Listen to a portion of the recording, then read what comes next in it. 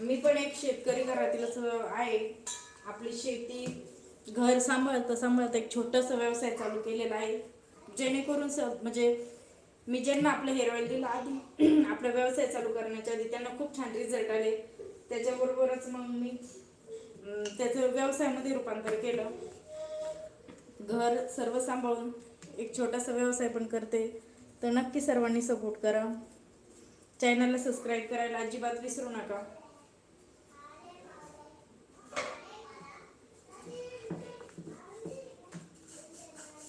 कारण की एक आपलं मराठी माणूस म्हटल्यावर ऑप्शन असतात फक्त शेती. कारण की आपण तर काही नोकरी करू शकत नाही, कारण की दुसऱ्यांच्या हाताखाली काम करणं आपल्याला जमतच नाही. त्यामुळे आता शेतीचं तुम्हाला सगळ्यांना माहितीच आहे का, हे पाण्या पावसामुळे